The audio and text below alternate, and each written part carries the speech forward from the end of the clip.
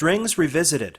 Thus far we've had one complete nugget dealing with strings, and we've referenced them in just about every other nugget. However, we're now going to take our understanding of the string data type to the next level. First, I'm going to show you the advanced string methods, ways that you can do lots of interesting things with string data. Perhaps you need to trim off left hand, right side, or both side padded space data on certain strings. Well, you can do that. Suppose in your code you need to make sure that all user input gets formatted as uppercase only or lowercase. These are all simple examples of things we can do by employing Python's built-in string methods. Next, we'll look at another way to take string data and personalize it. This is string formatting, and it's one of several techniques that has undergone quite a bit of change from Python 2 to Python 3, so we'll want to make a note of that when we reach that point of the nugget. Third, we'll formally describe the input function. This is the chief way in Python that we can prompt the user to enter some data at the keyboard and then retrieve that input as a string to perform further processing on it. Without any further ado, let's get to work.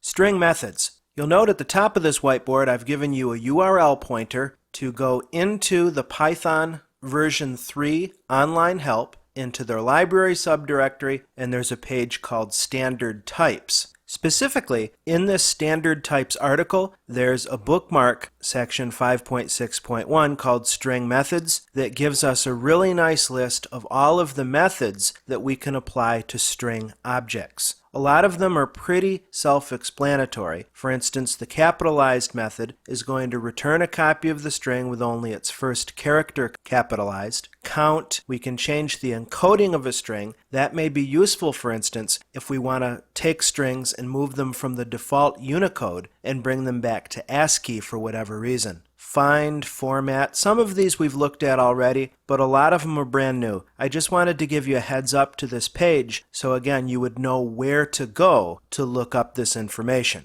You're probably more than sick and tired of my saying this, but remember string data and numeric data are immutable. And I've come up with a diagram here down below that I've created using Microsoft Visio that I hope really drives home a couple of points. The immutability of strings, and also again that difference between the name and the object. So let's take a look at this diagram. We'll look at the first line first, reasonably enough. We're creating a name called A, and we're assigning the string value ABC to it. A is the variable, or the name. ABC is the data object that dynamic typing tells us, of course, is going to be a string. Now, we've said many times that string data is immutable. That is, we can't change this data object. If you tried to run A sub 1 and change just the one position in the index to something else, maybe D, you're going to get an error from the Python interpreter, you see. On the other hand, what can confuse you at first is it appears that you're overwriting the original data object if we then, for instance, assign A to a new data object. In this example, A plus ABC, which is going to wind up with ABC, and then actually this is a small typo. It should be ABC, ABC. The point that I want to make, friends, is to repeat that although we've taken A, the single name, we've pointed it to a new data object, ABC, ABC basically, the old object still exists in memory. Now that's important that Python keeps a track of this old data object because there may be references to this data object that still exist in your code, you see. And actually, that's how Python garbage collection works, by looking for data objects whose ref count, or number of references, has gone down to 0.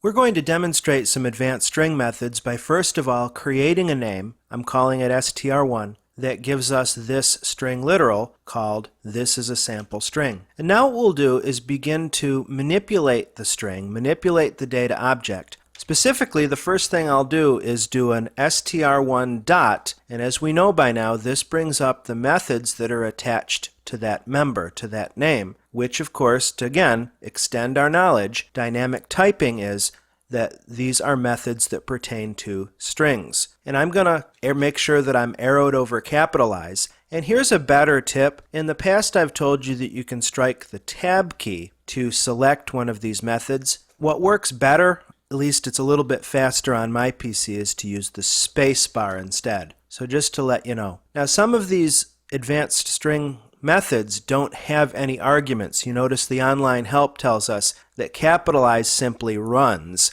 and it outputs a string. And what it did here, capitalize, as I told you earlier, it takes the first letter in that string and it capitalizes it. Now let's do an str1.count and we'll pass in a substring, or a substring range really. We'll look for is. Once again, it helps if we refer to our name correctly. Change that to str1. And it tells us that there are 2 instances of is in the string. Now this is one of those things where we want to be not so reliant on what our code is. In other words, if we're completely convinced that we're calling this method properly, we want to still go back and check to make sure what's actually being done to our name. And that's yet another thing in favor of using the interactive interpreter in your development. Because when we look at the words, of course, is only occurs once, and perhaps in our program that's literally all we would want to bring back. But because this count is looking at just those 2 characters, you'll notice that THIS space IS. You see what I'm saying? So there's various ways that we can accomplish this. Perhaps the most logical one is to look for the string literal is with spaces in front of it and behind it. This just gives a reference of 1. So whereas count is a nice method for looking at the number of occurrences of a particular substring, we can also try find, which will give us the index position of the first occurrence of our substring. So if I look for the substring AMP, it tells us we're in position 11. Now let me echo back string 1. If we count from left to right, I'm here to tell you that amp and sample is 1, 2, 3, 4, 5, 6, 7, 8, 9, 10, sure enough, position 11 in that string. With both strings and numbers, you can use several varieties of is methods. For instance, we can do is upper to do testing, really. That's what the is command is used for. And is upper, very simply, comes back Boolean true, Boolean false on whether a particular string is in uppercase. Of course, that comes back false. If you need to force a particular case, like upper or lower, you can do that just by passing in, respectively, upper or lower. Now remember, str1 hasn't been changed, but what if we wanted to do strcap that took the data from that str1 name and capitalized it? Well, there you go. So now we have strcap that's capitalized and str1 that's all lowercase. Therefore, it stands to reason now in our testing, we can try is upper on this guy, and it comes back Boolean true. Let's see what else we can do with string 1.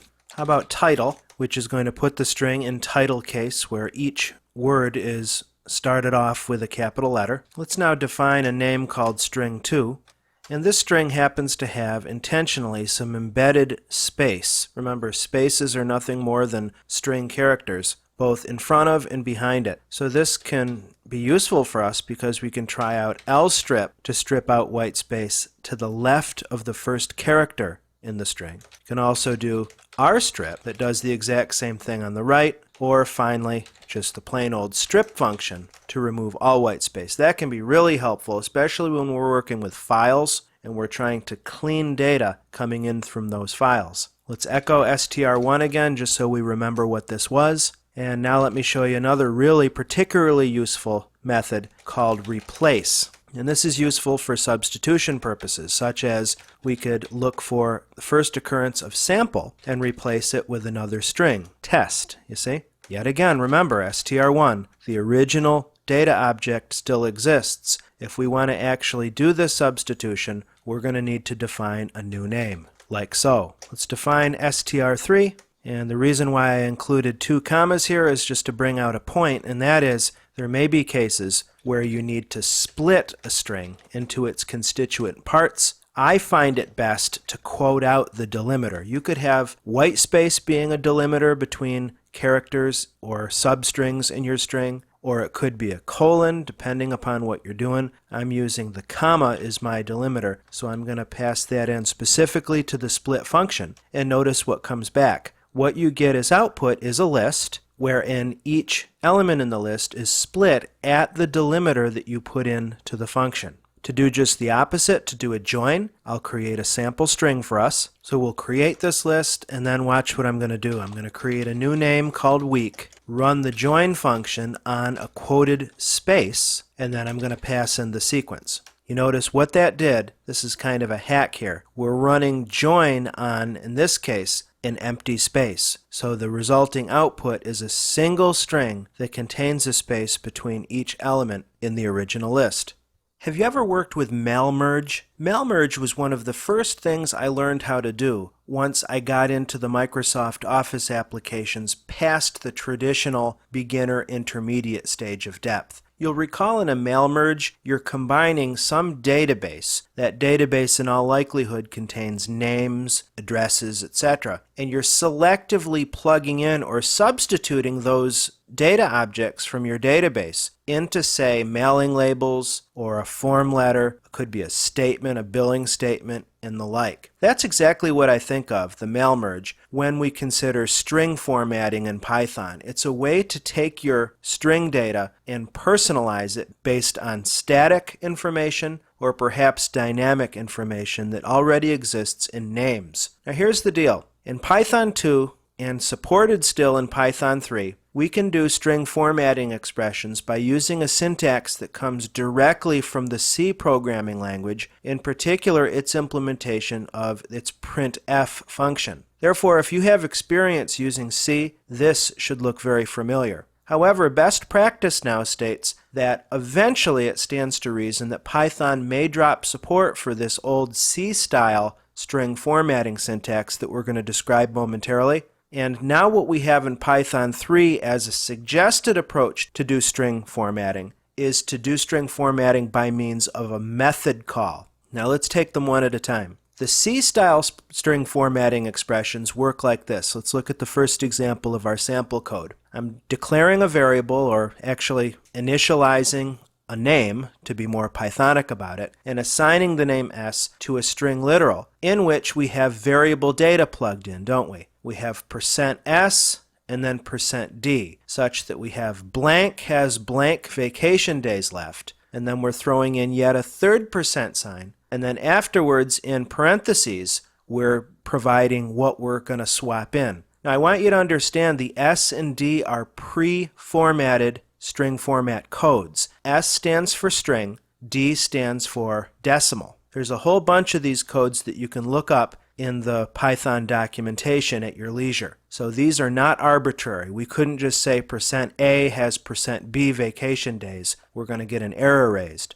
So you have to define the data type in your string formatting variable expression, and then in order of appearance we can put our data. So in this case it's going to read Tim has 14 vacation days left. Isn't that cool? Now you can really modularize this code by maybe asking the user for input or reading data from a file, assigning that to names. Let's say you had your names mapped to a name called N and your vacation days mapped to V. We could just put in parentheses N comma V to make this code even more portable. You see, I'm just showing you the static approach here to get us started. So this is pretty straightforward. It works like a charm. You have to know the appropriate formatting code. The way it works now in terms of Python 3 and method calls, it's the same basic idea, but you'll notice that we use index values instead of these old school C formatting codes. So here we're again declaring a name called C, and in braces we have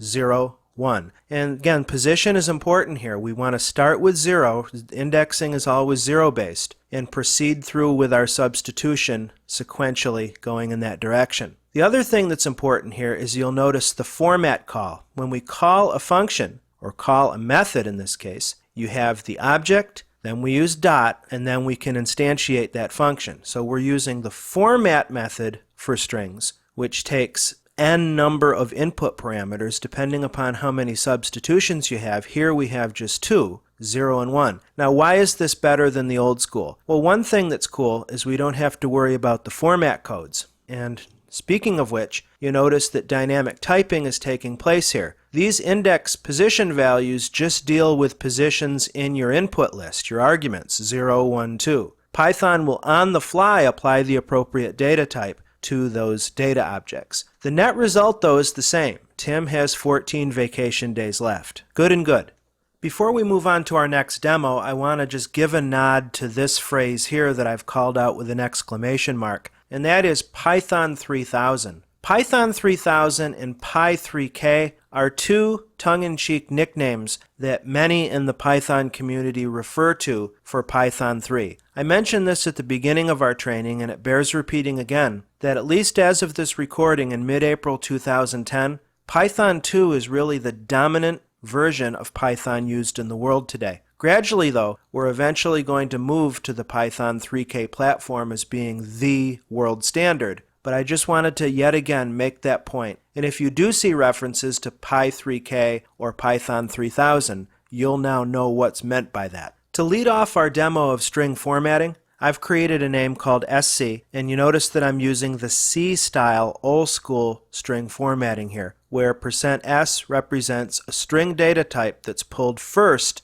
in the subsequent list, and %d represents a decimal placeholder for the second object in the list, which we're saying is 10. So therefore we echo back the name SC, and it looks pretty good. Now just for grins, let me come back up and select the line, press enter, and let me just show you what happens if we are not aware of the fact that those placeholders actually are mapped to discrete letters of the alphabet that pertain to discrete data types. I'll use A and B. Of course, we get a traceback with that, no big surprise. Next, let's add a little Seinfeld fun to the mix. I've created a name called CSC that has the literal string no S for S. I brought this to you just to show you that it is possible to double up on these, that it's not a question of always having to have only one of each data type, but position is all important in that sequence. You'll notice I've supplied 2 words for substitution at the end of that string. No soup for you. Now, what if we wanted to modularize this code a little bit more? How about we define a name called R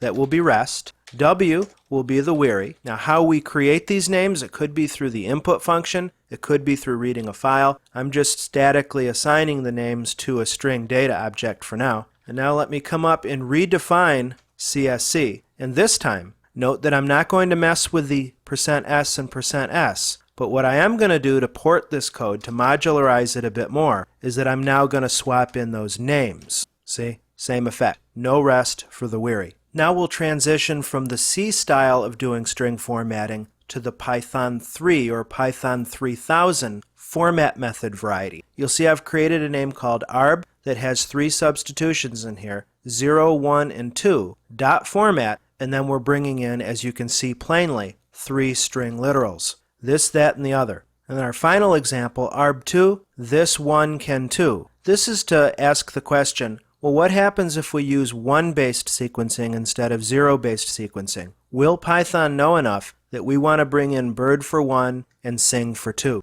Nope, it sure doesn't. Remember that this is 0-based indexing. Let me correct that really quickly and we'll see what happens next. That's what I'm talking about.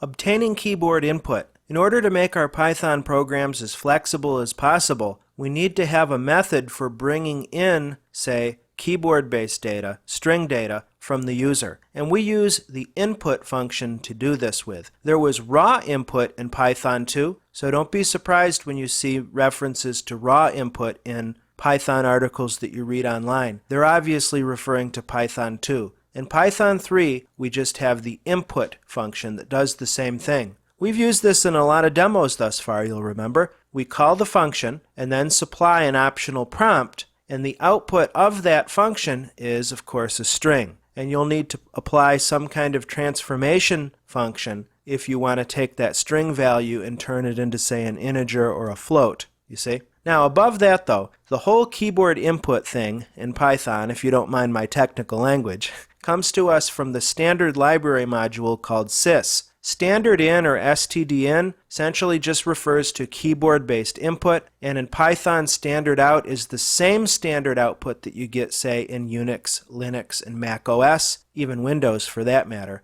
and that is the screen. So in this module, we're concerned only with the standard in and standard out. However, it's possible for you to always redirect the output of a script file. In other words, change the standard out by using the greater than operator. Yet again, we see an example of operator overloading here, where the greater than character is used in numeric comparisons, could even be used in string comparisons for that matter, and we also see it being used here for redirection. Therefore, at a shell prompt, we can call our script file using the Python executable, and we can use greater than and then supply a path and a destination file name, and all of the output of this program will be written to this text file instead of displayed on the traditional standard out, which is the computer screen. For this demonstration, in idle, we're going to do a File, New Window, and before doing anything else, we'll save the file. I'm going to just save it to the root of my C drive, and I'm going to call this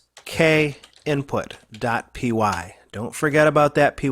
Let's step through the code here. The first thing I decided to have us do with this kinput.py file is to define two names, one for the lower bound and one for the upper bound. Obviously, your question is, okay, what's the purpose of this application? What you're doing here is being asked in this input statement for two numbers, and the program is going to generate a multiplication table for that range, you see. LB, you'll notice, is an input function which is going to come back as a string, so I've stacked that or embedded it inside of the int function to make sure that the lower bound number we get from the user is an integer and is therefore capable of doing math. UB, same thing. So we wind up at the end of this process with two integers ready to be used elsewhere. We're going to print a new line. You notice I'm embedding the new line in this print function in the string literal, and we're also going to use the format method to substitute what the user put in for his or her lower bound, line continuation character, you remember that, and then 1 is going to be the upper bound. We're calling the format function and just passing in LB and UB,